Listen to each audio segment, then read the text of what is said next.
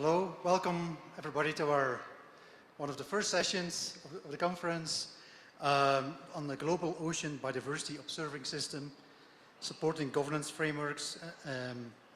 We do this jointly with OBIS, so I'm Ward Appletons, I'm the manager of OBIS. We have Emma Haslop, which is the project manager of GOOSE, the Global Ocean Observing System. We have Audrey Dranaud, the co-chair of the GOOSE Biology in Ecosystems panel.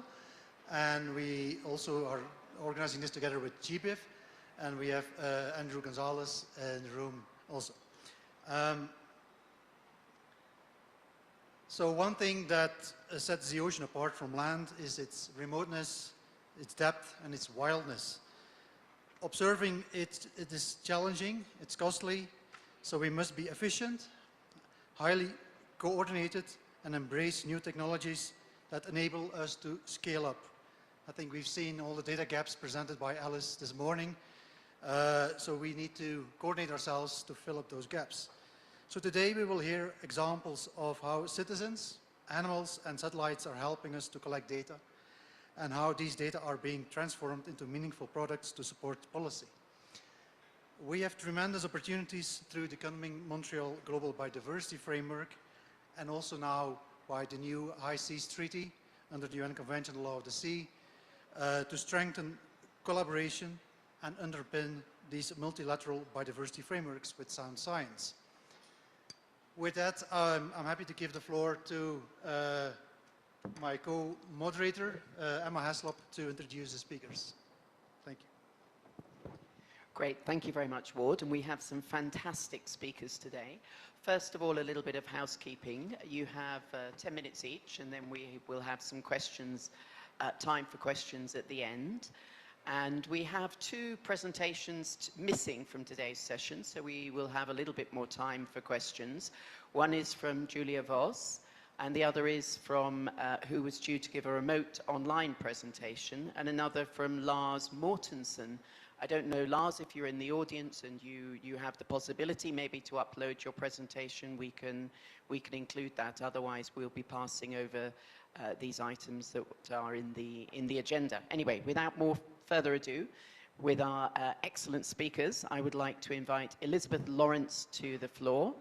She is going to speak on From Observation to Impact, co-created tools to emphasize the role of data management in global biodiversity observing systems. So the floor is yours, Elizabeth. 10 minutes, and then we'll have 2 minutes for questions.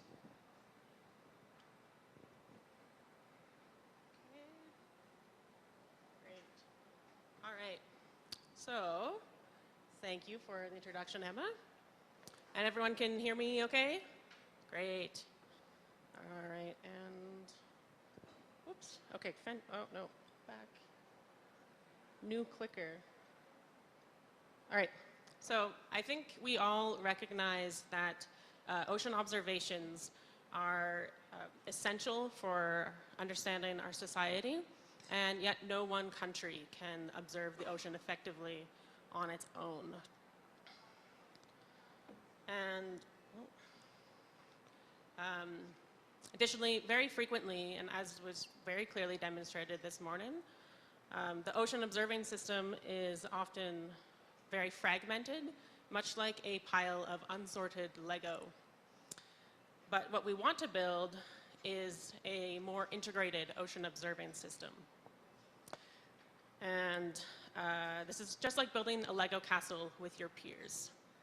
So two components of IOC UNESCO, OBIS and GOOSE, are really working together to drive the work towards making our ocean observing system more integrated, and particularly around data and its management. One way we're doing this is through the BioEco-Ocean project. I'll get to that a little bit later. But first, a little bit more about GOOSE and OBIS. So GOOSE is the Global Ocean Observing System, and some of the important work that GOOSE has done is identifying through expert panels 36 essential ocean variables, and these are also known as the GOOSE EOBs. And these are variables that have been identified to be essential for us to understand and measure to give us a better understanding of our ocean. They've also developed some specification sheets, so EOV specification sheets that go along with each of these variables. And these provide guidelines on how to collect data and how to integrate all kinds of data into the Global Ocean Observing System. And OBIS, on the other hand, is a global database for marine biodiversity data. And the data deposited there is freely accessible, interoperable, all adheres to Darwin Core standard. That data is quality control checked. And we have thousands of data sets that are integrated and accessible.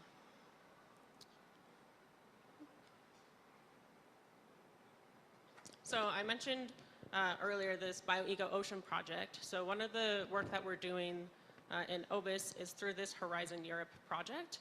And really quickly, we're going to go over the objectives of this project.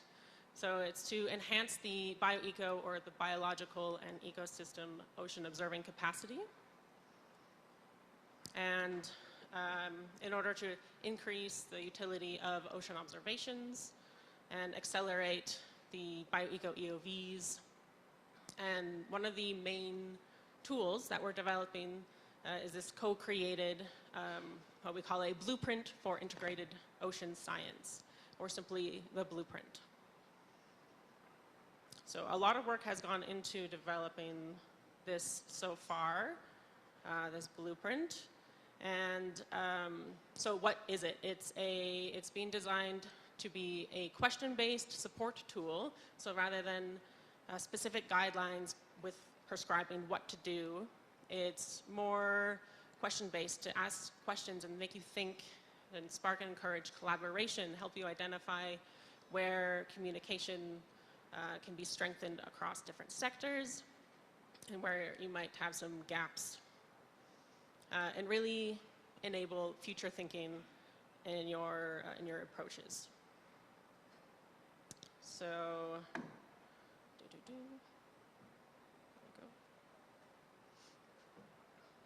one thing I want to point out. So this is the This is the blueprint in its current state.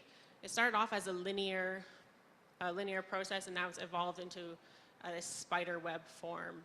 And one thing I want to point out is that there's no one way to start when we're thinking, and depending on which perspective you're coming from, it might make sense to start in a different place. So what I'm going to do for the next few minutes is just go through each of these components and ask some questions that would be applicable for OBIS and OBIS data when we're thinking about each of these components. Yes. So when we're thinking about evaluation, this component, some questions we might want to ask ourselves if we're evaluating our system, evaluating OBIS and OBIS data, of what key metrics do we need to track to make sure that we're being effective? And are we including diverse perspectives in the way we're organizing and running data? And then also, are we achieving our goals? And then we move on to the next component, the explore and review to learn. Some questions we might want to ask ourselves is, has there been any changes to data management best practices that we need to be aware of? And where are the gaps in our data? That we had a very interesting talk that I think that makes that very clear, why we might want to think about this question this morning.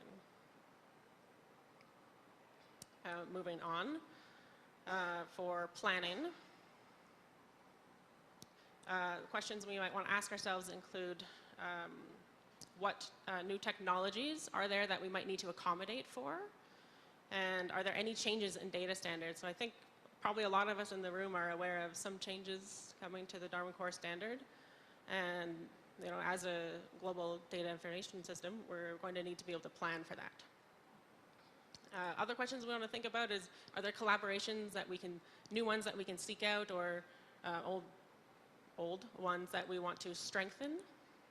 And do we have clearly delineated objectives so that way we can track our progress?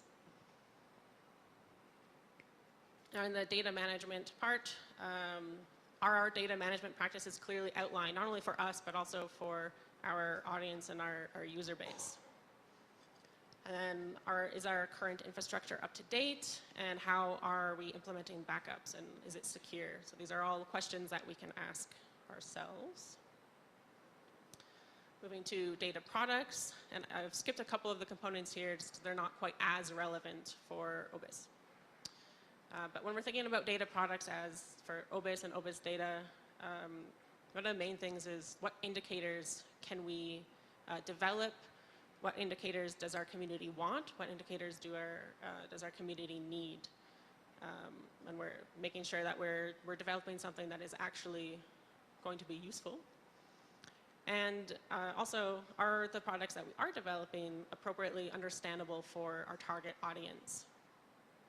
And then, again, we pointed out this morning, is like the uncertainty and the gaps in the data product, in the models that might be produced, is that uncertainty communicated? And for the application in society, are we meeting societal needs? Is the data that we have and the products that we're producing, is it meeting the need? Is it making it into the hands of decision makers? And can we better integrate, and how can we better integrate with those decision makers? And then the last little component, are we reaching our target audience?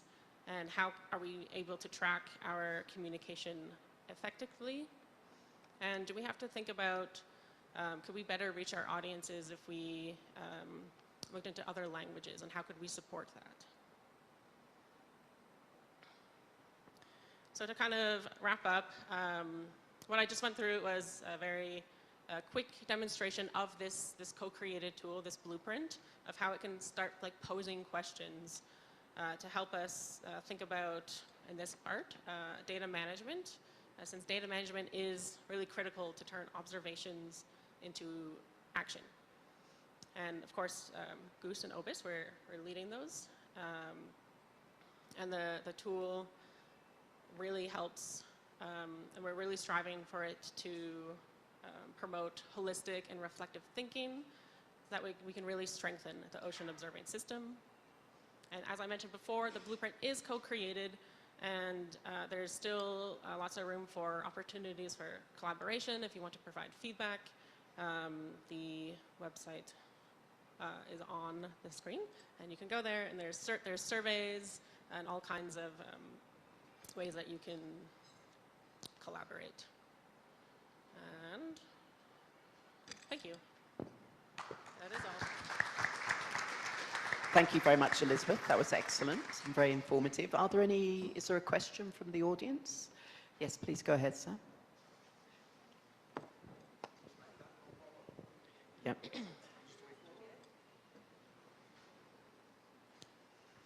Thank you.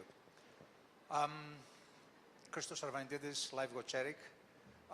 I see that your utmost scope here is to find the way to make, to apply this blueprint. Yeah. Okay?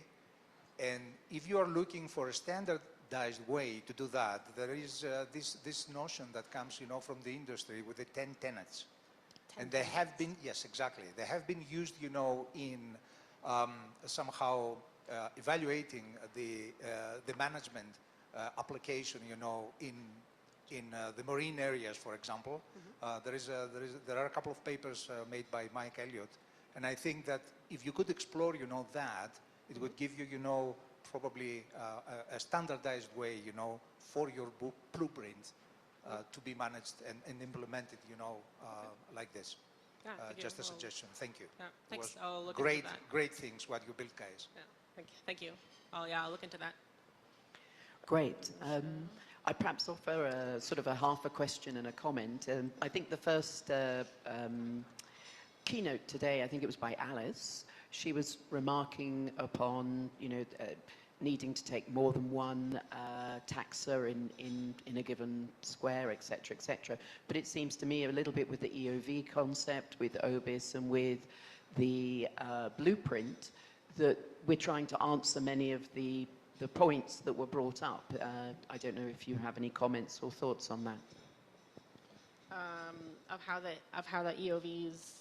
How to meet the challenges in the marine space that Alice was outlining this morning. Well, I think it's really about, my very first slide said, like, no one country can do the ocean observing alone. And so I think this is where, like, the framework like the EOVs can be really important, is it provides like a minimum set of information and for each of the different EOVs. And that information, even though like it could be like, you know, very, very basic up to more complex type of data collection, that can go towards our global understanding and help fill in those gaps. So it's really community finding ways to measure. Hopefully that answers. Perfect. Thanks very much, Elizabeth. Yeah. Great. So we will invite our next speaker to the floor, and that's going to be William Osterich, who is going to speak about collective science to inform global ocean protection. Okay, over to you, William. Thanks very much. All right, thank you for the introduction and for the invitation to speak in this session. And then also thanks to all of you for being here to hear a little bit about the work that I've been conducting with my colleagues. I also want to just acknowledge my collaborators and co-authors up front. Max Sapansky, Kakani Katija, Nick Record, and Millie Chapman were all essential in the work I'll present to you all today. But to get things started, I'm sure this isn't an unfamiliar way of viewing our home planet to many of the people in this room, but of course we live on an ocean planet. If anything, I feel like an image like this kind of undersells how much of an ocean planet we're really living on, because most of the ocean actually looks something like this. And these two-dimensional representations of our planet really leave out this critical third dimension of depth, which is so vital for life in the ocean. Of course, most of the ocean is dark as well, which creates challenges for biodiversity observation, which we'll get more into shortly. So just to put some numbers to this, when we take this volumetric perspective on living space on our planet, more than 98% of Earth's habitable volume is in the ocean. And of that more than 98%, more than 70% is in areas beyond any individual nation's jurisdiction. Of these waters, now taking a more two-dimensional view of this, if we just look at space and latitude and longitude, less than 10% has any form of protection. And in these areas beyond national jurisdiction, estimates are around 1%, perhaps less than 1%. There are potential movements to resolve some of these issues of protecting our planet's largest living space. I'm sure many in the audience are aware of the High Seas Treaty at the United Nations, which was ratified just about a month ago and will come into force early next calendar year. So what does this treaty outline? Well, it gives us one small part of this treaty is the potential for increased protection through spatial management actions in the high seas. So it calls for ecologically representative, well-connected marine protected areas to be proposed on the best available science and scientific knowledge and relative traditional knowledge. But what scientific information is actually available to inform these proposed protections? I'll move back one moment here. Just to note, most of what I'll talk about today falls in this science and scientific data category and less in the relevant traditional knowledge category. I think the distinction between those two things is a little bit blurrier than the text of this treaty might suggest, but for the sake of this talk, I'll be talking primarily about digitized biodiversity data that would fall into that former category. And why focus on that category? It's because it's very accessible for folks that like to make proposals of what we should protect. So going back several years before the High Seas Treaty was even adopted or much less ratified, we were already seeing data-driven optimization problems being presented in high-profile journals to propose areas that we should protect in the high seas. So really we're talking about publicly accessible data driving proposed decisions from some of the leading scientific organizations in the world. But again, what information is actually available to inform those protections? So this is what my colleagues and I looked into and presented in a paper that was recently published in Ecology Letters. So just to take sort of this static two-dimensional view of our global oceans from the start, what you're seeing here is maps of all of the biodiversity data records in OBIS and GBIF that have been consolidated into maps of the near surface ocean, so those waters that are within 200 meters of the surface, and the deep ocean, those waters that are more than 200 meters depth. As you can see, a lot of this map is white, perhaps unsurprising based on the keynote talk that we saw earlier this morning. If we take this third dimension into account a little bit more directly, you can see the vast, vast majority of the data that's available in these systems is from the very near surface ocean. Very little of this publicly accessible biodiversity data is coming from waters beneath the photic zone. So now if we compare those biodiversity records in those same databases from terrestrial ecosystems, we can get a sense of, what does the data gap really look like? So if we look first on the left here at a pie chart of just available publicly accessible biodiversity records in these databases, we see it's dominated by terrestrial biodiversity data. This is unsurprising, but if we can compare it to this volumetric perspective on living space on our planet, we really see the exact inverse of this. So if anything, the pie chart on the left is again underselling this data disparity.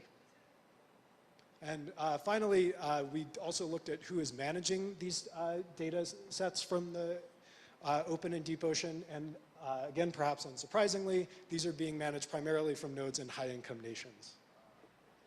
Okay, so I'm going to take a step back here. I've painted a potentially dire picture, but I'm sure we all want to talk about solutions here. That's kind of the point of coming together for a meeting like this. And it might be unexpected to see these pictures of terrestrial and aquatic freshwater wildlife all of a sudden, but this is a moment for me to pause and say I'm a bit of an imposter in this room, in that most of the science that I do is to study the ecological and evolutionary drivers of social and collective behavior. Things like the migrations of birds and salmons. But something you learn quickly in working on those problems that of course is that humans are the most amazing example of the ability to share social information and coordinate collective action of any species in the tree of life. So this includes our ability to share social information and coordinate not only over space, but also through time, through our records of, even before digitization, going back to cultural technologies such as the printing press, and of course, into the data networks that we have today. So how can we leverage this incredible capacity we have as a species to fill in these data gaps in the ocean to inform protections under amazing treaties like the recently adopted High Seas Treaty?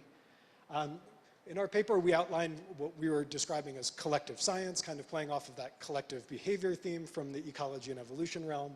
And we had three main recommendations that we discuss in this paper. The first one really focuses on existing data. Just because data is not in GBIF or OBIS, as many people in this room know better than I do, that doesn't mean that that data doesn't exist. We really need ways to incorporate data that's in the literature, in the gray literature as well, into these publicly accessible databases. We were looking to other fields for ways that people have done this in other disciplines. So molecular biologists, for example, they expect to deposit their sequence data in a standardized database like GenBank when they submit a paper for publication. We could imagine similar things for GBIF and OBIS, but this of course requires coordination not only with the journals in which we publish these papers, but also with the funding bodies that fund this work. If this was a mandate for receiving part of funding, I bet a lot more people would do it. Our second action, again, focuses on already collected data. So biodiversity observations are one thing, but we have a lot of quote-unquote raw observations of ocean ecosystems. Measurements that have been taken from ocean sensing platforms that haven't been processed into biodiversity data. So I'm talking about things like passive acoustic recordings, active acoustic echo sounding from scientific echo sounders, eDNA data, so on and so forth, imagery. And there's a lot of different approaches we could think about to take this data that we have observed some of these parcels of the ocean. We just haven't turned it into biodiversity data for those parcels of the ocean. So of course, I'm sure many of our minds go to signal processing techniques like computer vision, artificial intelligence that will help facilitate this process, absolutely the case, but I don't think we should overlook the power of participatory science as well. What does participatory science look like in areas beyond national jurisdiction, where very few people are living at any time? You have to bring the ocean to people to facilitate this sort of participatory science. So a great example of this is the Fathomverse.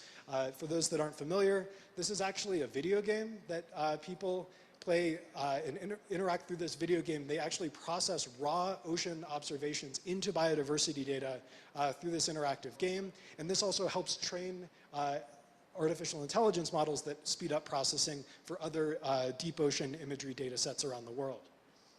Finally, the last one that's focused on future data collection, not just existing data. Of course, even with the first two solutions that I proposed here, we're not going to fill in all of those gaps. We need to be strategic about how we're going to observe the rest of the ocean.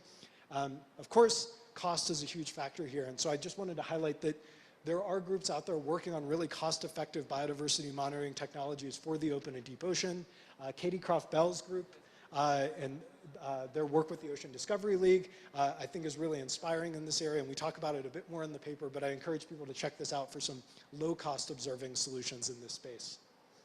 So just to wrap things up, if we want to move towards this ecologically representative protection in the ocean under the High Seas Treaty, we really need to be thinking strategically and collectively about these solutions moving forward. And I would just also note that we also should expand our notion of what constitutes biodiversity data. Again, we heard from Lydia Jennings this morning about taking a broader perspective on biodiversity and biodiversity observation and data, and I think that could be a key component of these solutions as well.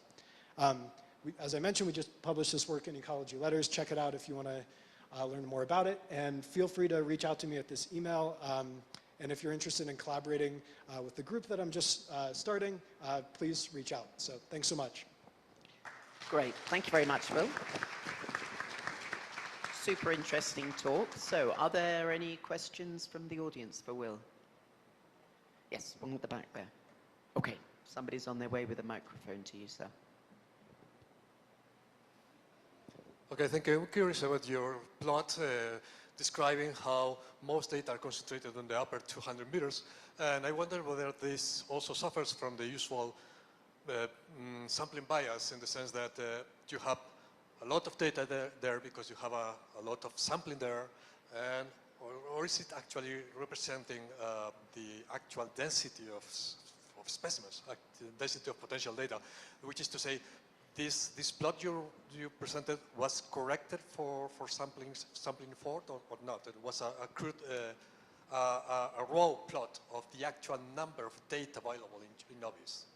Yeah, that's an excellent question. So you're talking about the vertical plot that I showed there. Sure. Yes, so what's plotted there is raw observations. I will say that you could correct this for the actual amount of life in these different oceanic zones. But that would change a lot, of course, by which taxonomic group we're talking about. So if we're talking about fish, for example, we know that the largest fish communities on our planet are actually in the deep ocean.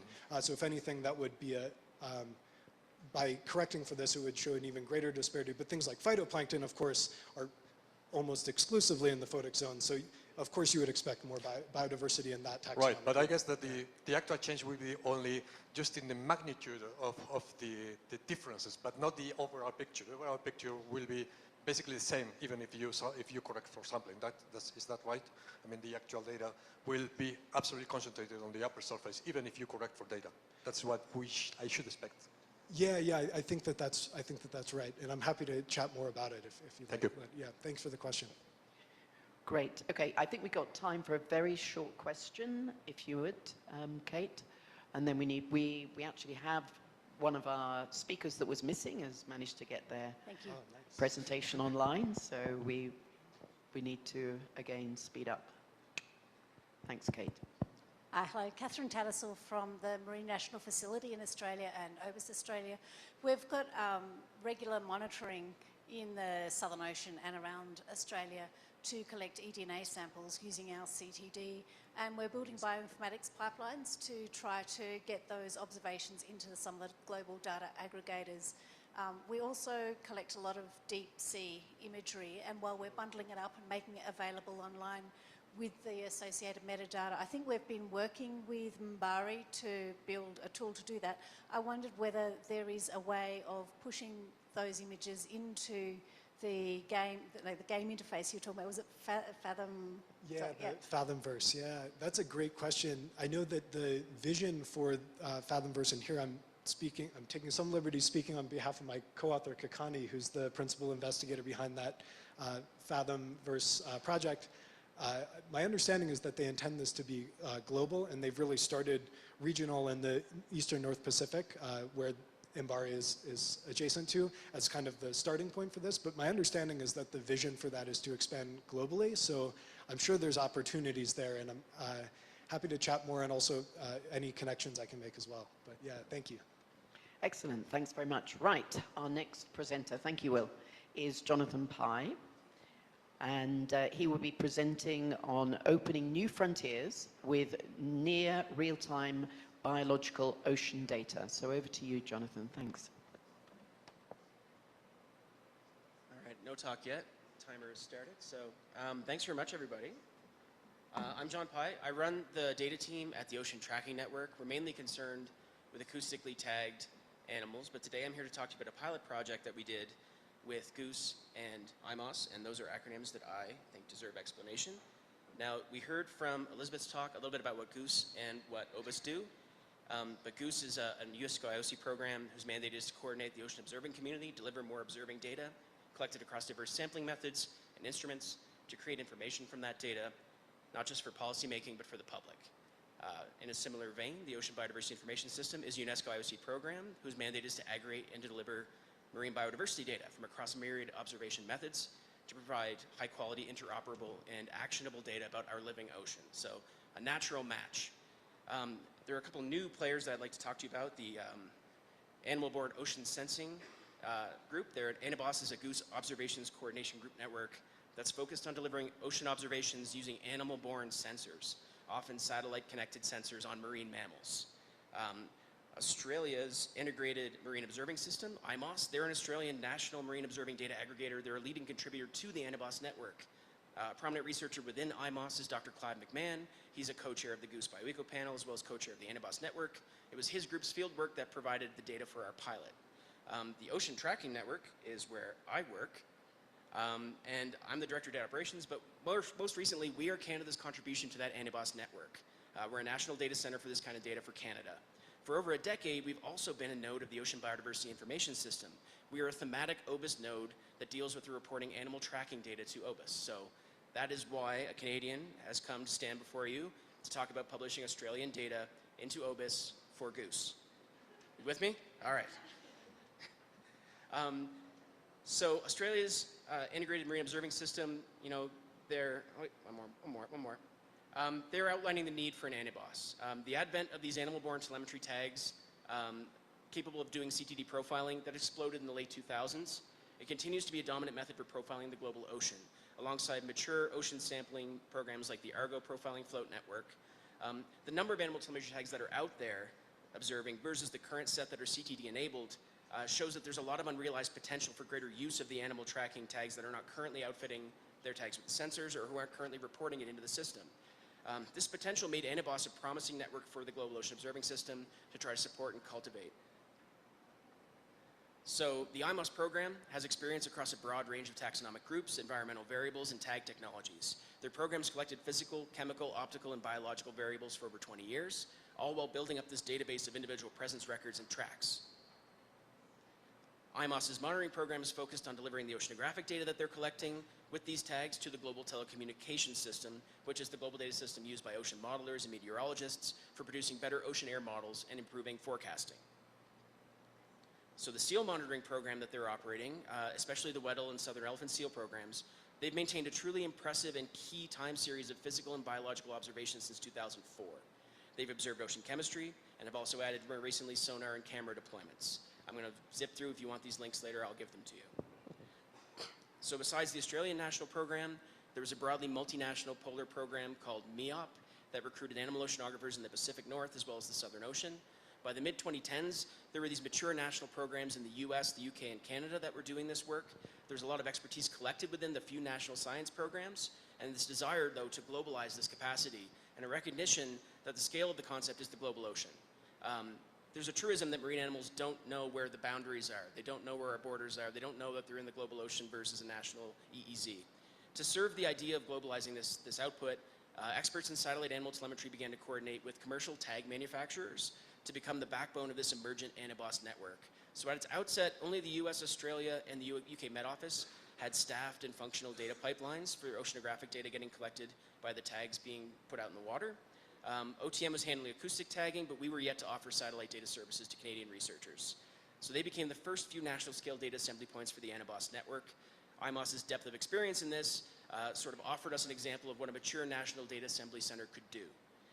And then OTN comes on the scene as a national data assembly center for Canada. We're intending to serve Canadian researchers who are instrumenting their animals with oceanographic sensors and help them connect that real-time data to the global telecommunications system. But more than that, because of who we are, we want to see the animal presence records make their way back to OBIS. And if we're processing the oceanography in near real time, why not the animal presence data? Why not the biology? So we got together with IMOS. We looked for a way to design this data to be mobilized in near real time towards OBIS and GBIF. Goose's BioEco panel was very interested to see if we could and how well we would do. So they took us on for a pilot. Leveraging the same data sources that the Australian program is using, we started to map out a way to pull and transform and publish those data sets to OBIS and onward to GBIF in near real time.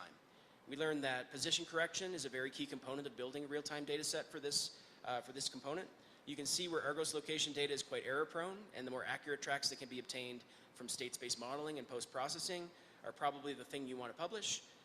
There's a package called Argos QC that is doing this as a standard practice across all the satellite tracked animals. We knew we had to replicate this piece of the pipeline in order to be able to responsibly report our data to OBIS and GBIF.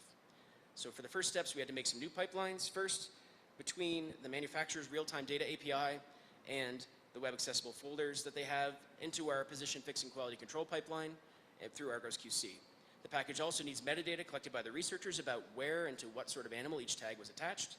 The modeling code needs a state-space model, and you can adapt that model based on what species you are trying to track.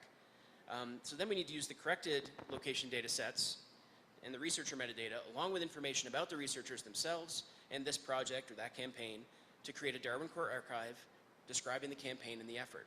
This we can now publish automatically via the Ocean Tracking Network's IPT. This work ended up needing new functionality in Argos QC to be built, and it needed OTN to expand and rethink some of our IPT publishing processes. The result is that these things should now be useful towards a wider group of people. There's new packages, new extensions to Argos QC, and a new package called PyObis Tools, which is being co-developed with the Canadian Integrated Ocean Observing System to let you guys do some of this stuff out of the box that we've been able to pilot today. So the mapping of the output from Argos QC to Darwin Core, we're doing very well for event and occurrence core data. There's as many extended measurement artifacts as there are instrument types, and there are many instrument types. But we're expanding those all the time. You can follow this over at the OTN GitHub repository that we've aptly called RT-SAT to OBIS. US ANIBOS data, they have a data center that has a delayed mode pipeline that they've published at ATN to OBIS. They're not correcting position data yet. They're not set up for real-time data publication yet. We're going to smash our two projects together, and we're going to get a single package together that can do all of these things. And as I mentioned, we had to expand and publish our IPT interaction functions.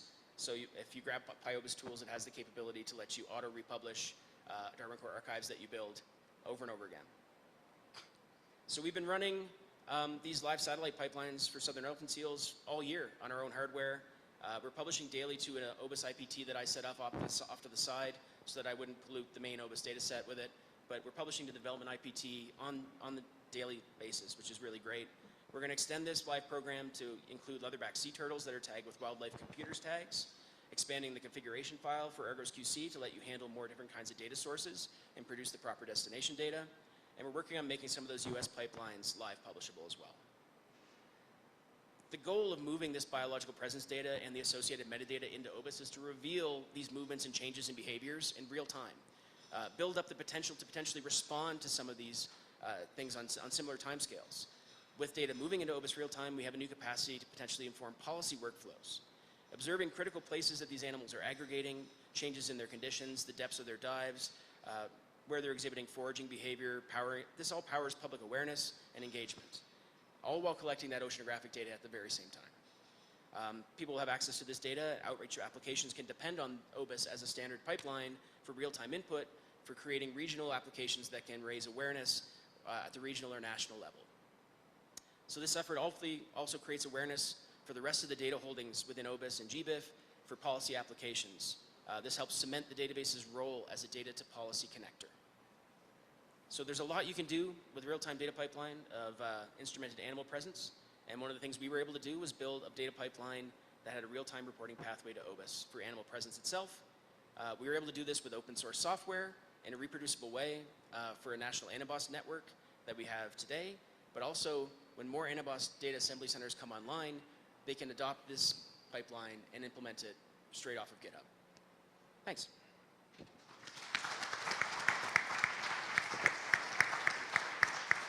Great. Thank you, Jonathan. Excellent, excellent work, excellent presentation. So we got time for one quick question? Do we have one from the audience? If not, I have one. Okay. All right. Okay. Okay. Well, it's in fact based on some work we did with a company who had a big film about whale collisions, and one of the dreams there was to have a kind of an ability for policymakers to see real-time tracking, so that they could then feed this and start to think about reducing whale collisions and for all other sorts of species as well. But anyway, that's I guess a potential application in the future. Absolutely. I actually have an incredible anecdote about that, because we're doing this in the St. Lawrence, the Gulf of St. Lawrence up in Canada. We have ocean gliders that have hydrophones on them that listen for whale calls. They'll pop to the surface when they hear right whale calls, and Transport Canada is listening on the other end of the line, and they're actually closing zones, fishing zones on demand, and they're initiating low wake zones based on the real-time data streams. So absolutely, we know that this can be a powerful application to create direct change to policy. And if we can get the time scale down to that level, people on the other end are waiting to hear what's going on out there and to be able to respond to it. Great. Thanks very much. Thank you so much. Thank you. So we will move on to the next. Sorry. Okay. So I think, yeah. Okay. We'll take it offline. Sorry. So we will also then move on to the next presentation, which is in fact a video, as I understand it. And the video is going to be, it's from Julika Voss, and it's on space whale, which is using satellite imagery to survey whales in remote areas and thus to enhance conservation efforts. So kind of keeping a bit of a theme there. So over to our technical wizards to play the video. Hello, my name is Julika, and I would like to talk about space whale, and namely about using satellite imagery to survey whales from space in remote areas and thus to enhance conservation efforts. About 3 years ago, we set the target to protect 30% of land and sea for conservation by 2030. However, there's still a long way to go, because as you can see here in the map, nearly none of our high seas are really surveyed at the moment. So we have a small global survey efforts. And this is mainly due to our traditional survey methods. We used to do ship-based transect surveys, digital aerial surveys, or passive acoustic monitoring, but most of these methodologies are really limited to shore. Satellite imagery can really change this. So we can go into any area of the world and study whales there. And this is basically what space whale is making use of. We are detecting whales from space using satellites, and this is what we offer as a service. In this way, we can determine their minimum number and distribution in large areas where it's too challenging for traditional survey methods. And we can use these information for baseline studies, population assessments, and conservation efforts, helping evidence-based decision-making. For now, we mainly use the WorldView 3 satellite by Maxa, which has a resolution of 31 centimeters per pixel. However, we also already use the WorldView 2 satellite by Maxa and the Pleiades Neo satellite by Airbus. And I'm going to show you a few examples how whales look from space. On the left-hand side, you will always see drone footage, whereas on the right-hand side, you will always see satellite imagery. Imagery has not been taken simultaneously. It's rather for giving you an impression of what you're going to see. And we're going to start easy. Here, a perfect blue whale from space. So the head of the whale, the flippers over here, and the fluke of the whale. But if you have been on a boat before seeing whales, you know that most of the time you only see parts of the whale on the water surface. And this is also what we usually see in satellite imagery. So here, the back of the blue whale is above the water surface, and the head of the whale and the fluke of the whale are beneath the water surface. And blue whales are really nice species for satellite imagery because they are quite calm when they come up to the water surface. However, you have other species, like humpback whales, which are really playful.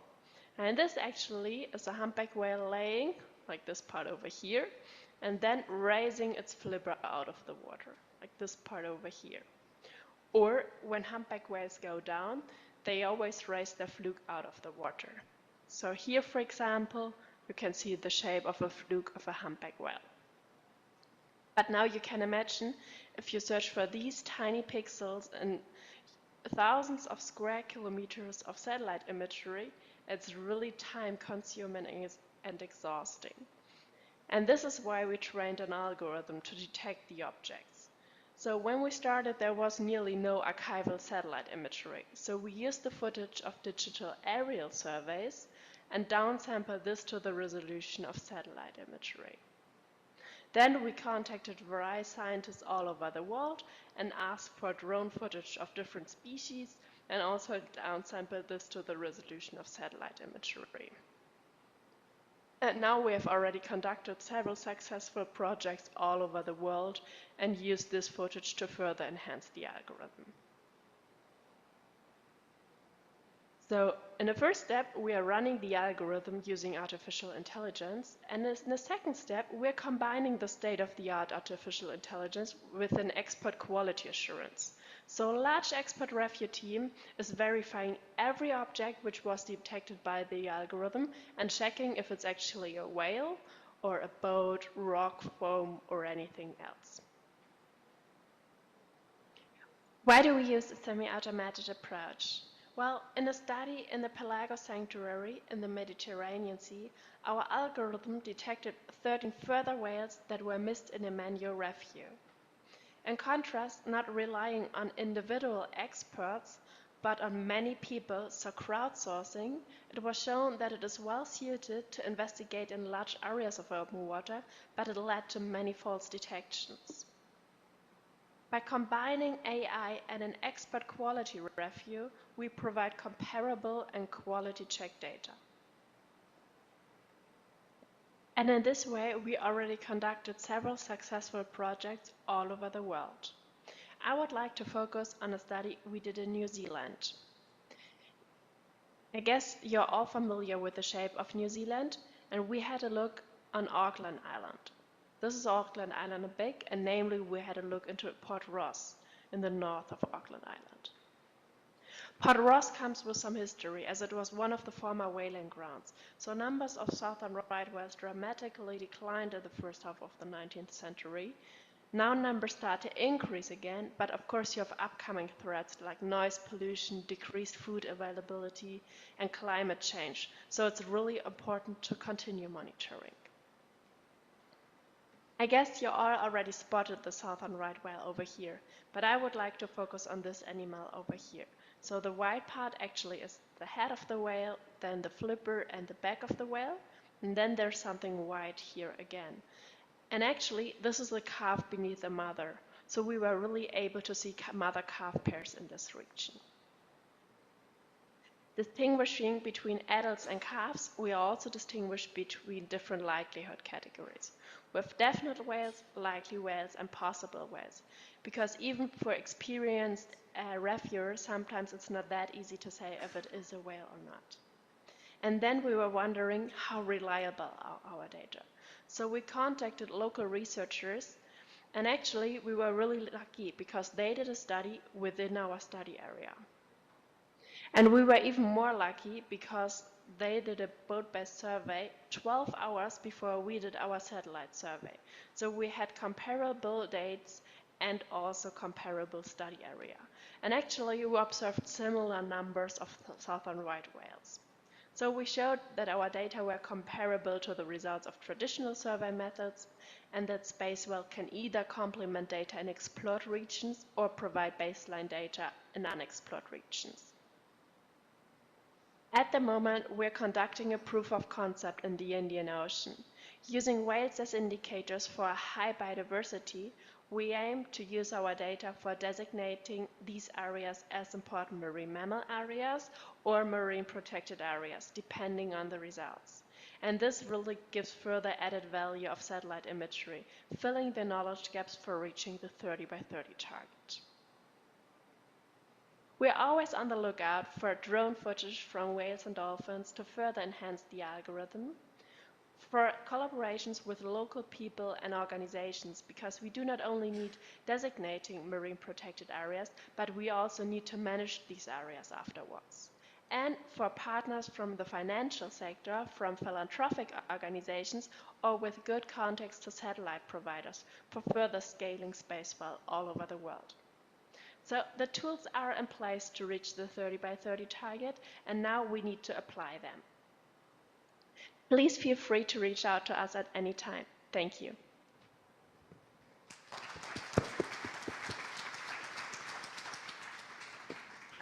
No.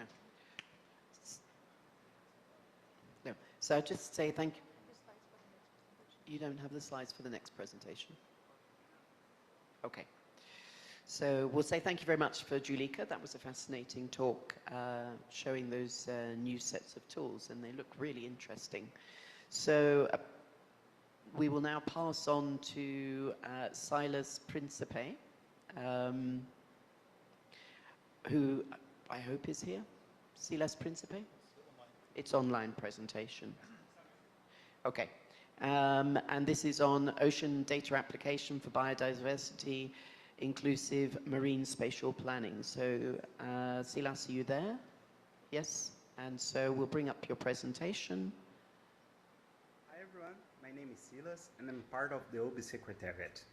Unfortunately, I was not able to be with you today in this amazing conference that I'm sure you are enjoying a lot, but I want to share in this video the results of the EU Horizon project, MPA Europe, and especially talk about how our data can support marine spatial planning.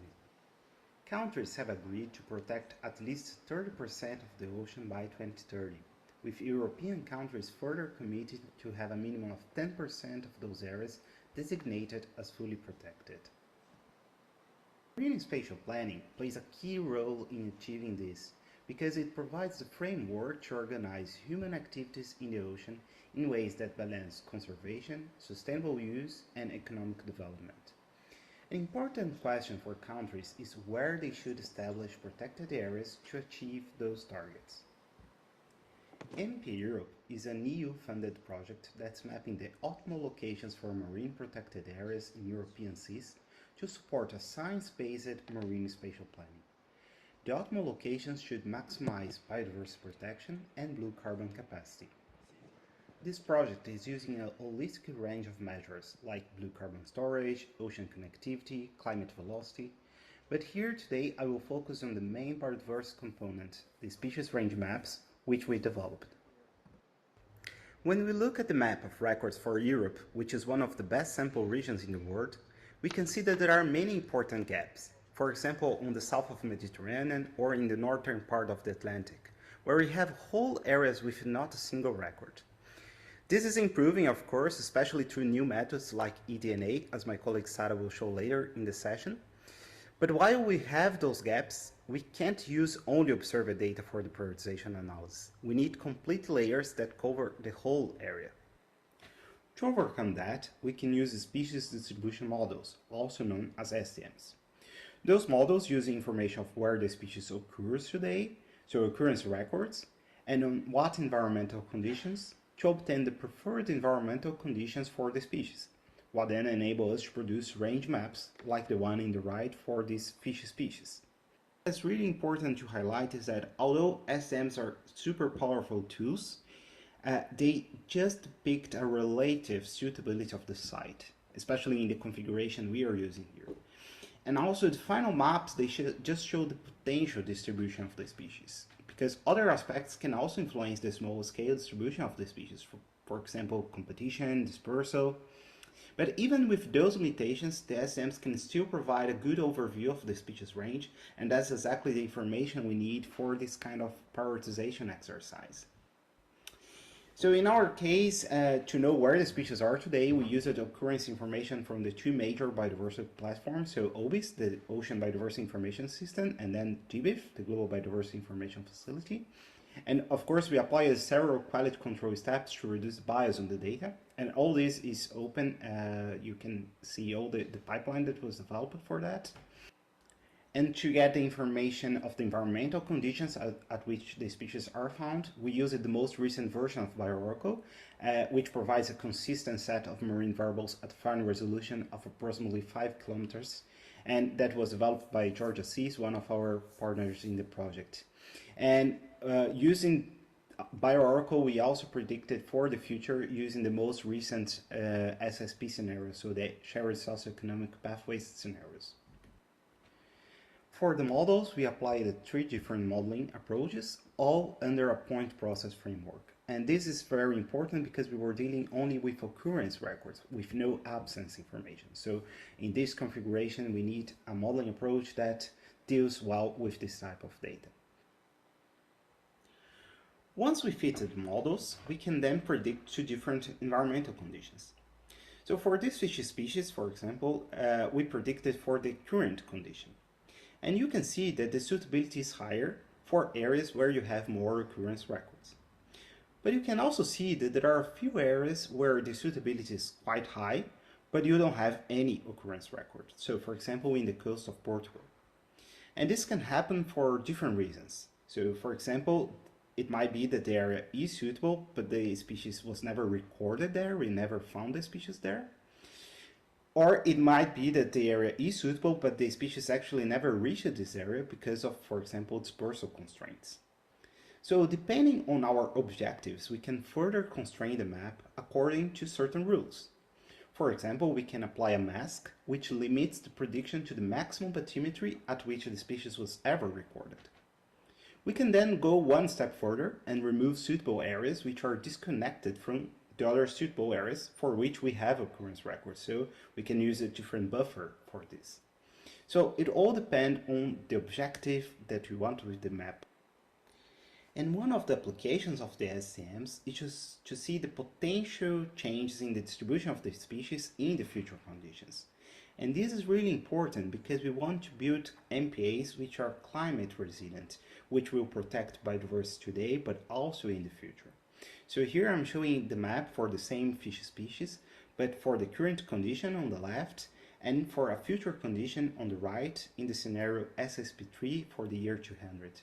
And you can see that some areas in the north will gain suitability, will become more suitable for the species in the future, while areas where the species currently occur will also lose suitability in the south of its distribution. And this type of information is information that can be really helpful for marine spatial planners. So at this moment, we are concluding this work package, and we were able to generate models for 12,039 species. This is more or less half of all the species we find here in Europe for the groups we were considering in this project. And we also generated models for 6 biogenic habitats using SSDMs, which are stacked species distribution models. Basically, we aggregate individual predictions for species which compose this habitat, and then we can have the potential range of the habitat. And what I want to highlight here is that everything we produced is completely open and reproducible. So you can not only access the codes that we use to generate those models, but you can also run the models yourself in your computer using the pipeline we developed. We are also developing a documentation. It's not complete yet, but you can already have access to many details about the models we generated. So I want to go back to the start of the presentation because the objective here is that those layers will support marine spatial planning. And this can happen through different ways. So those layers can provide species level information to overcome gaps. They can prepare for potential changes in the distribution of the species. But one important objective, that's the main objective of this project, is to provide a map of priority areas for biodiversity conservation. And this is a work that's being done by my colleague, Ana Adamo from Nord University. And here on the right, you can see a first map. This was just a map that was used to prepare the pipeline with just a small subset of the species, because this is something that's being done at this moment. But you can already see how this prioritization looks. And you can see that the areas in red are the areas where you have higher biodiversity. It is a higher priority for conservation. And to help the planners and the researchers to use this data, we also created an online application where you can explore each species map. You can also compare different predictions, different scenarios. You can also access all the models details. You can see the metrics, you can see the partial response curves, and you can even download reproducible notebooks to change the model and produce the models yourself. So I want to conclude this presentation asking, what do we need? So we certainly need more data. You probably heard this multiple times during this conference.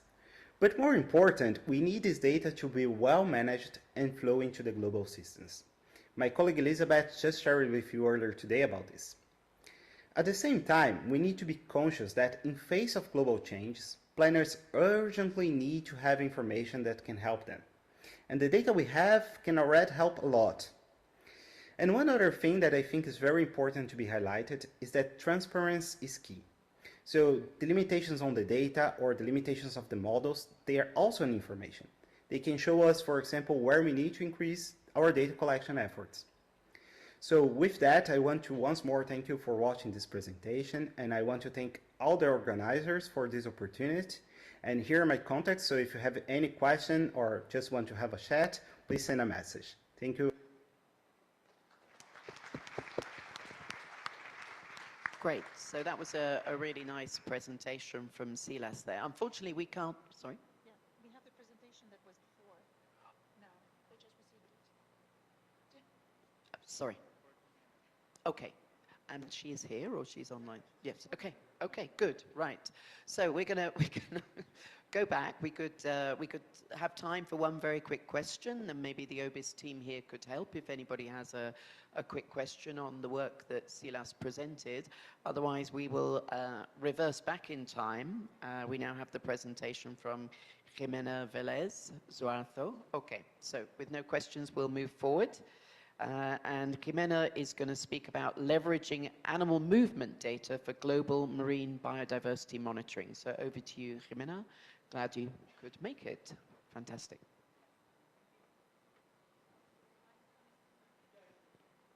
Yes? Okay, perfect. Thank you.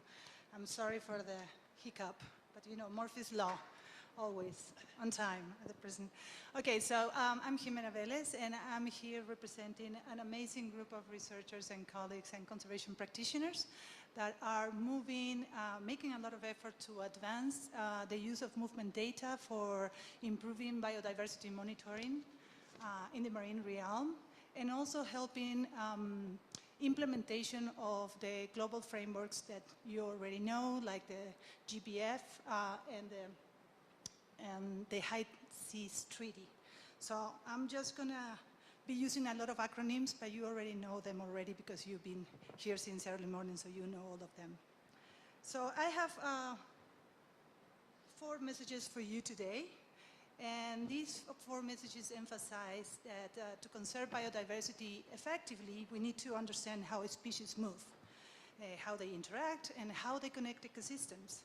And I will present today the new Animal Movement Biodiversity Observation Network, the MoveBON, that's a new acronym for you, how this facilitates collaboration, provides opportunities for integration with the ocean observing systems that you've learned a few talks before, and the opportunities it opens for partnerships.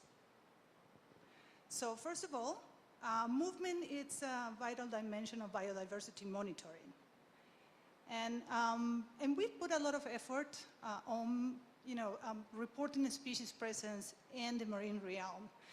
Although Alice in the morning says that we still need more data, and that's the common message that we're going to hear this week. But here, this is a map, a recent map from OBIS, from the mapper tool, and you barely see any space where there's no species occurrence. And it's, and we learned before that there's a lot of information focused on more on coastal areas than compares to, for example, in the high seas. The same happens with the species abundance. I mean, this paper by Callahan and colleagues use 1.38 billion of occurrences of a species from GBIF and to map the distribution of abundance across 39 taxonomic groups to come up with a universal pattern that most of the species are rare and a few species are common. But these metrics are mostly static. I mean, they don't actually convey the life in motion. And so this paper by Harrison et al. That actually summarizes the years of data on animal movement for marine vertebrates. And actually in this picture, you can see the daily movements of marine vertebrates, large marine vertebrates like tunas, like mammals, like sharks, and also like seabirds. And you can see the species here crossing the entire Pacific. So it is obvious that species during their lifetime are connecting habitats and connecting the entire ocean. And this is important because these connections actually make ecosystem functions, but also makes them resilient and to respond to changes. Understanding how animal moves and how they connect habitats and ecosystems throughout their life history, it's important for the services the ecosystems provide. And for example, for like sustainable fisheries, for sustainable movement of services and products throughout the world, and also for sustainable tourism. But if we go and notice, the theme of movement actually appears in the language on the multilateral environmental agreements. Actually, it's in the SDGs, it's in the GBIF indicators, and of course, it's a main theme in the Convention for Migratory Species. But when you combine the information of the ocean variables, the ocean biodiversity variables with the indicators on the GBIF, you see that movement is less represented. So it's just actually connects with one indicator, that is protected areas isolation index. And for that reason, movement comes with a low score.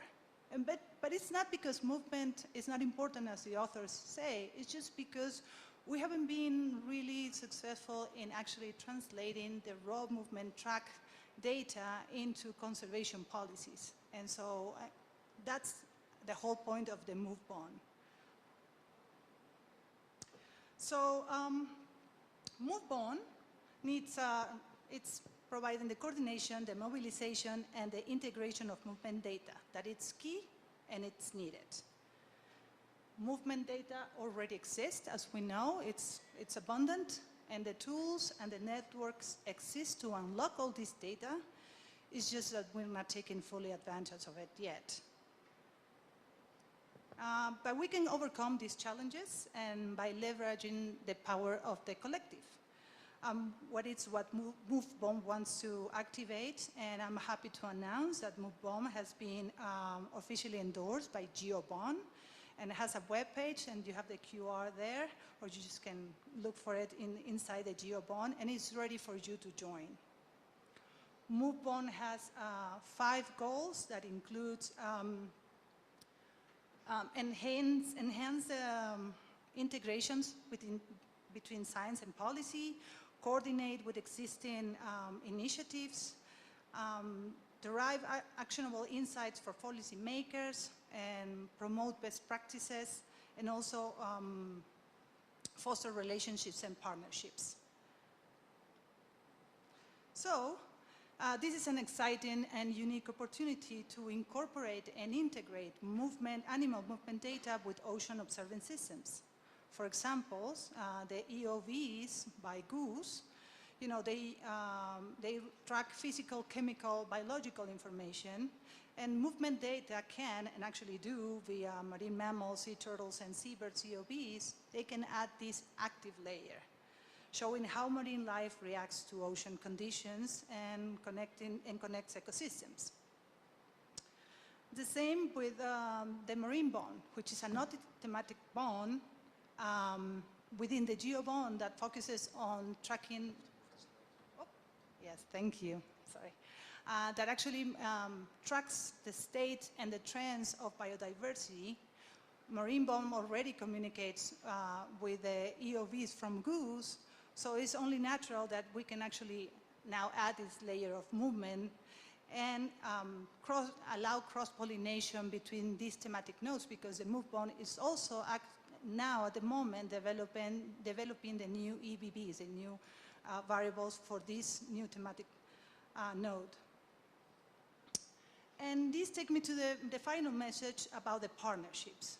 So this is a MoveBond only works, and as other thematic bonds only works if everybody joins in a community. And that's what we have been doing in Peru. At the moment, spearheaded by MoveOn, initial meeting in March, we in Peru decided to start mapping the actors in Peru working in movement ecology, and we learned that while data exists, it's not being shared, which is actually, hinders any opportunities and for the government to actually use movement data to address the challenges they have to, restore and maintain connectivity of environments. The good thing is the researchers in Peru, they're showing great interest and joining the discussion. So animal movement is the missing link between biodiversity observation and effective governance, but now that MoveBond has been endorsed, this is a perfect moment to join the community and advance biodiversity conservation together. So, thank you very much. Thank you. Thank you, and I'm very glad that we were able to get your presentation up there, Jimenez. Is there one quick question for Jimenez?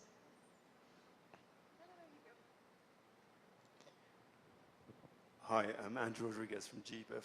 I was just, your last slide on MoveBond in Peru, I was just kind of wondering whether you had a sense for why people were not sharing their data through the platforms, if you had any sort of experience from that.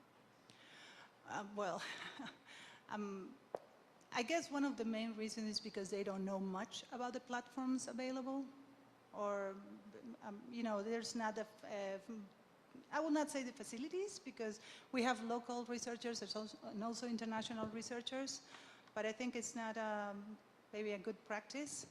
I didn't mention it. We're next February, we're going to have the first national workshop on movement ecology, and one of the goals there is actually, introduce all the platforms and things that we're learning that exist that actually facilitates for people to share the data. Great, thank you very much. Okay, so our final presentation, and then we have a sort of an open questions section. So our final presentation is Sarah Suominen.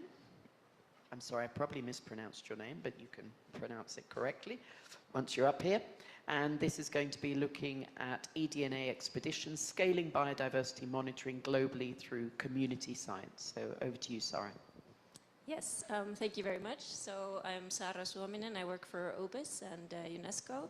And I'll talk to you today about our project, Environmental DNA Expeditions, which was in 2022 and finished in 2024, as an example of how we can scale biodiversity monitoring globally through utilizing community science and citizen activity. Oh, sorry. Yes. So, excuse me. So it was, the project was a citizen science initiative that we did together with the Marine World Heritage Program. And this, what we did was we sent out sampling kits to 25 marine sites around the world. The objectives of the project were to provide a one-off biodiversity snapshot. So we wanted to test how eDNA works, how well we can actually use this kind of virtual methods. So just sending out kits, having virtual capacity development, what kind of data we can collect, how useful that can be, how can that be shared and become actions for the community. So we're testing and refining simple eDNA sampling protocols. We're promoting open science by making everything available, making all the tools and the data available. And we're estimating climate change impacts. So why eDNA? eDNA is a very simple method, so indeed it makes it possible to start collecting data in many new different places just by the help of citizens who are already living there. In addition, we're developing outreach, we're bringing capacity to them and also raising awareness about marine biodiversity. It's non-invasive and repeatable. It doesn't have any harmful effects on the environment. There are major remaining challenges in this, but these are all things that we can solve. So here you can see a map of the 24 participating sites around the globe. And as you can see, we had quite a global reach. The project lasted 3 years, and in these 3 years, we were able to sample all these places. And just a quick overview of the results. So there were 21 sites that joined. The sampling was conducted between September 2022 and May 2023. In total, 550 eDNA kits were shipped around the world. Over 100 video calls were performed, including training. And in total, over 200 citizen scientists took part in this eDNA collection. And here you can now see some pictures of the communities that took part. And I think this is the most inspiring part of the project, right? When we see that people are going out into their marine environments and taking samples. And you can see from all over the world. For example, here we have Panama and Australia. Here we have Belize, lagoons of New Caledonia in France. And also samples in the Philippines, in Bangladesh, and so on. So what came out of this project and these samples? We received back 432 samples, of which 396 were successfully sequenced. So why is that a smaller number? Well, some of these were control samples, but there were also some problems with the preservation liquid at some points that happened during shipping. So there are still things that need to be developed. But from these samples, we got 600 million sequences, of which 450,000 unique sequences. So you can start to understand the amount of data that you can collect with this method. Throughout this project, we made major developments to our bioinformatics workflow, and also this prompted the development of more comprehensive taxonomic review, which my colleague Peter Provost is working on and will be presenting later on this week or today. And we've developed a dashboard for exploring this data. You can come also to our booth and do that, or just explore it on your own. But basically, you can explore all the species information that we have collected through this dashboard. And just to show a few things, for example, in New Caledonia, over 833 species were detected from these 20 samples that were sent to them. So that's quite an achievement from one single sampling event. Most of the sharks and most redlist species were detected in Ningaloo in Australia. So over 26 sharks in total. And here you can see an overview of the species identifications. And as you can see here, still pretty much half of the sequences that we have were not named to species. And okay, that's still pretty good. But then if you look at other sites, it's a lot more that we don't have names for. So there's still definitely a lot of work to be done in terms of barcoding, which I'm sure many of you are familiar with, in terms of understanding what our sequences are in many of these cases. So even though we can collect a lot of data, there's a lot more potential in this to go further. Our dashboard also shows visually species that are found. So I think this is something that we try to bring this closer to the citizens who are actually doing the sampling. I think it's very impressive when you actually start to see all the biodiversity that you can detect. And then thanks to our colleague Silas, who you just heard, we also have a climate threat analysis. So he looked at the species that were detected and the thermal limits of those species. And then he looked at how many of those species were at their thermal limits in the current temperature range and also in the future temperature ranges, which were expected for the sites. So in this case, to start to really link that potential effects of the climate change to the actual species that might be affected in the future locally. And what we could see here was in some sites it was a small portion of the species, but in others it was a huge amount of the species that were potentially under thermal risk. And this is all of the sites ordered by latitude, and we can see that in the tropical latitudes the species are much more affected, and this has to do with the fact that they are already at very high temperatures.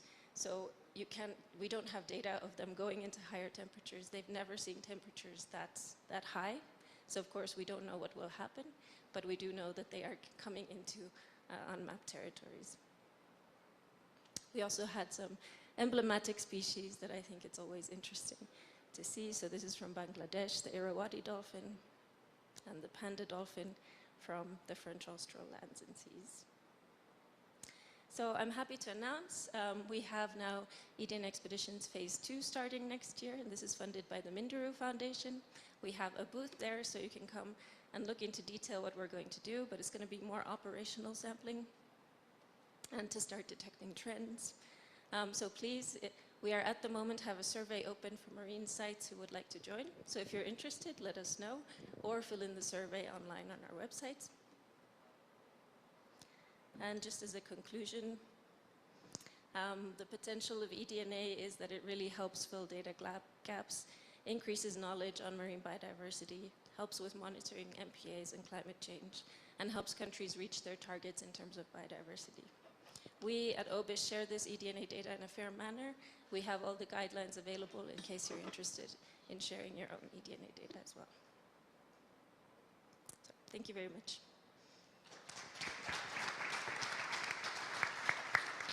Great. Thank you very much, Sarah, for that really nice example of both collection and use of eDNA data, which is certainly a part of the future of monitoring biodiversity. So before our open question section, is there a quick question for Sarah? Okay. Yeah. Okay, so the question is, on your dashboard website, you mentioned that the data is available in an Amazon S3 bucket, or are you planning to publish, preserve, and promote the reuse of your data? Yes, so the data is also available on OBIS, all the data sets, so you can access all these data sets from OBIS as well. So everything is shared there. Also the raw sequences are shared on NCBI. So all of the steps of our data workflow are shared openly, can be accessed. Great. Thank you very much, Sarah.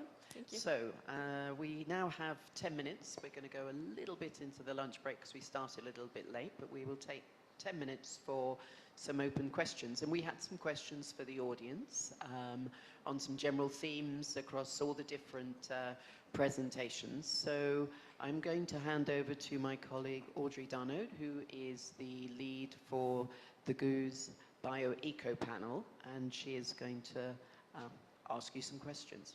Okay. Yes. Well, first, thank you very much to all these wonderful speakers for this very informative and complimentary talks. I hope you enjoyed them as much as I did. So,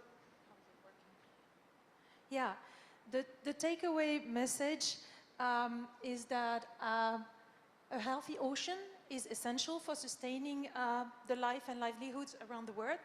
And of course, marine biodiversity lies at its heart. I hope you have understood that GOOS and OBIS are currently enabling a global integrated framework for gathering and sharing key data on marine biodiversity. We also promote fair data delivery and integration across essential ocean variables. and we collate and link with global partners to support multi-domain biodiversity information systems. And of course, we are working together to ensure ocean data is fit for purpose and that decision makers have access to the biodiversity information they need. So in case you want to know more about that, you have a QR code here.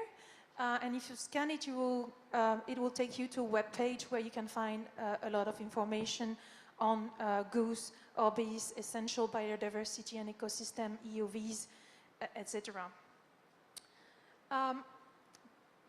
To start the general discussion, we have a question for you, so a general question, and the idea is that if you have heard about goose essential ocean variable and orbis data workflows before, please raise your hand. Otherwise, keep that. Wow, okay. Okay, thank you. I was like, oh my God, nobody ever heard about it.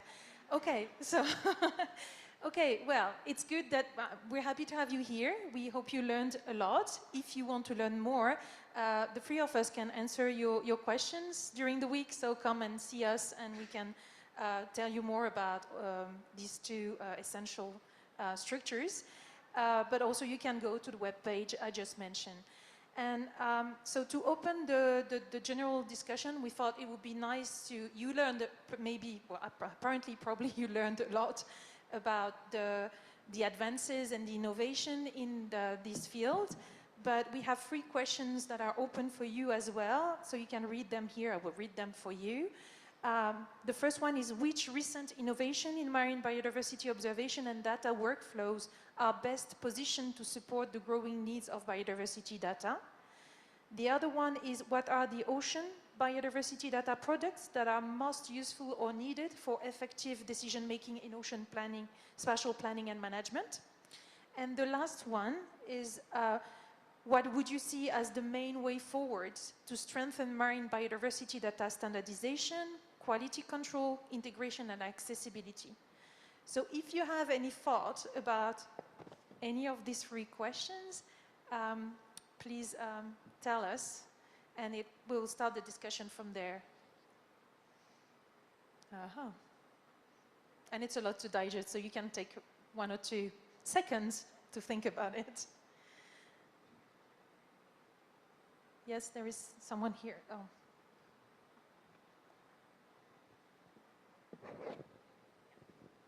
Thanks.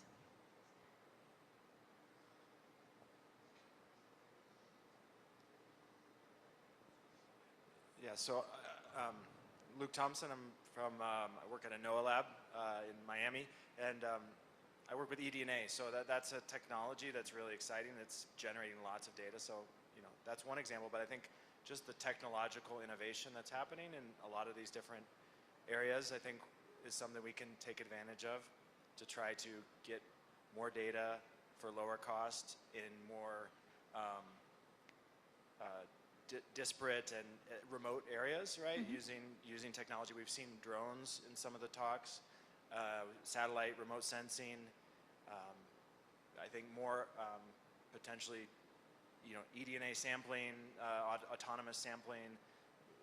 Speaking from that area, but I think using more technology, AI-based, image processing and data processing. I think there's a lot of potential with technology to kind of get to some of those areas that we're not reaching right now. Well, I really agree with all this. I think it's one of the best way forward. Anybody wanting to reflect on this or to build on this? Otherwise, I have a question for all the talks that mentioned, also the one on Anibos, but also the one from MoveBon, the use of these data from animal tracks and real-time or near real-time data. I was also thinking about the migration potential of these big animals. How do you think it biases and advances the observation of the ocean? Because you can measure the same animal in different places. So linking back to the keynote presentation earlier by Alice, you know, with the grid of, you know, where you have an observation, can it be the same whale that you observe in all across the planet? And also I was thinking about the depth range, like when they dive, how they can improve the observation in terms of depth coverage.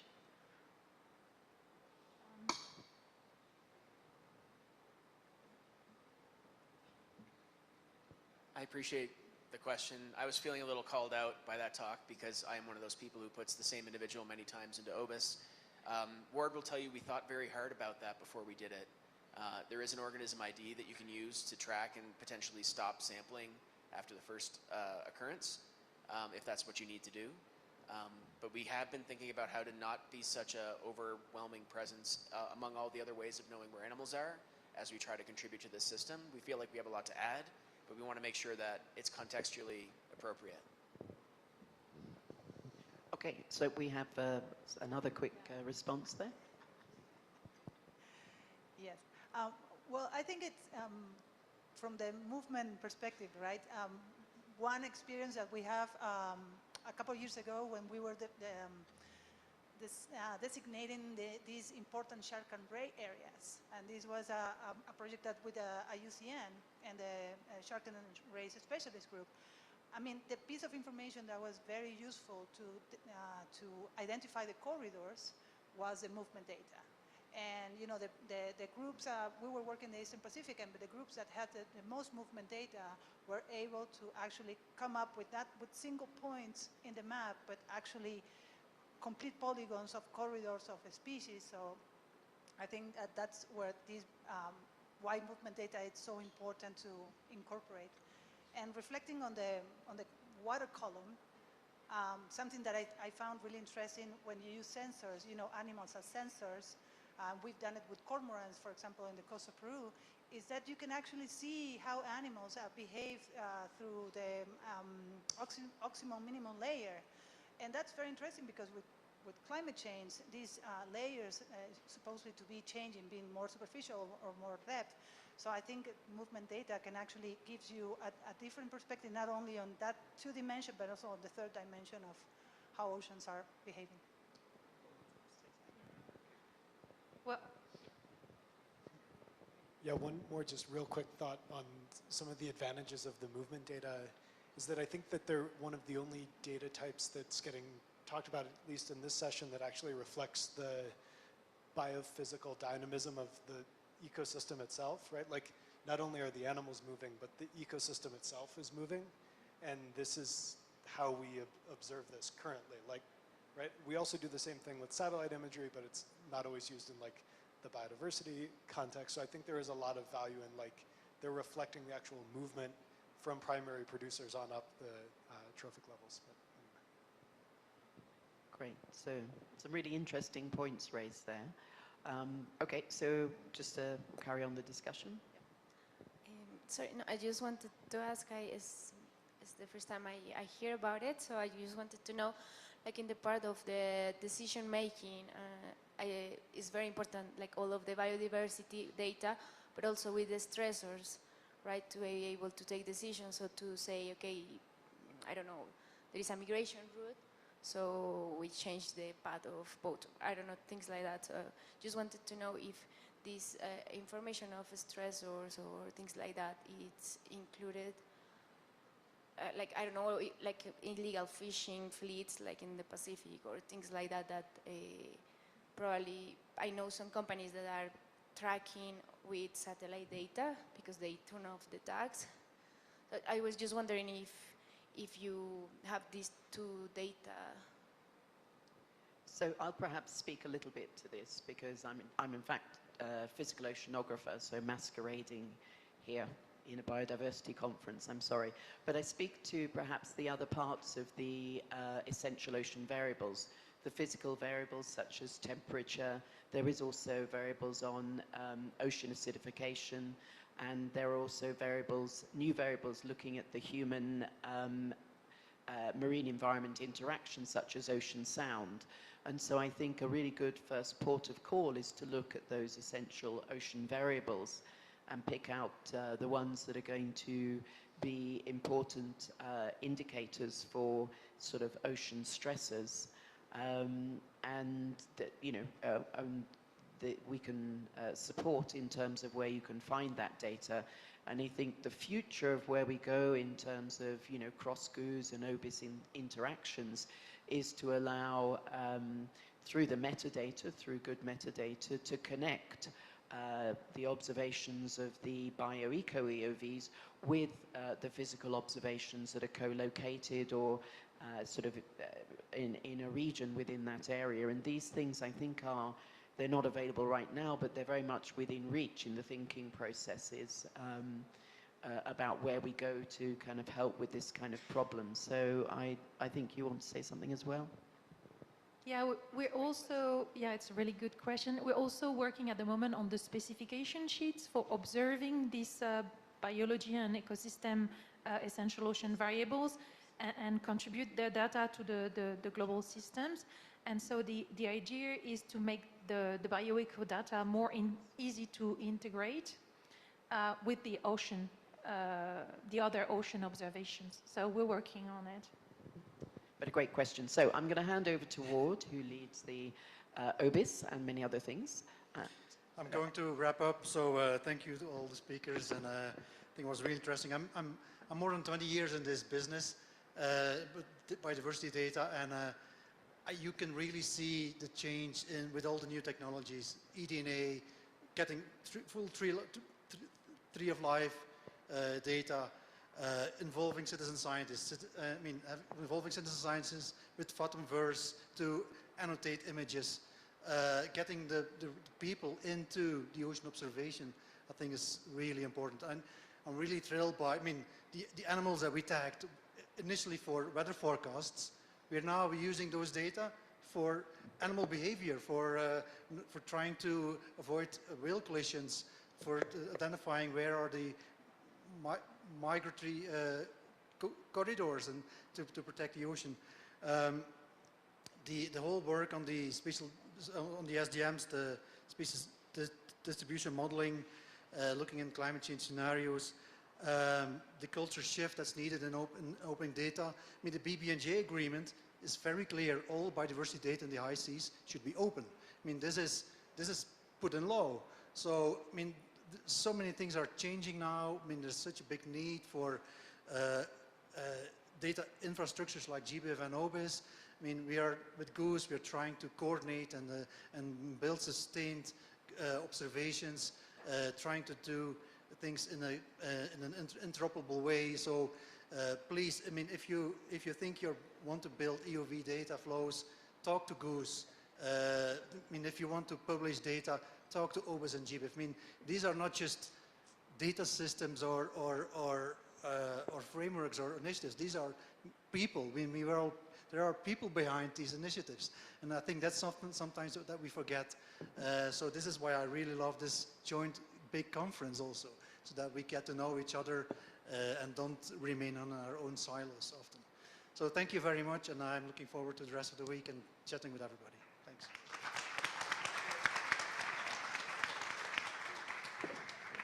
Thanks to our technicians too.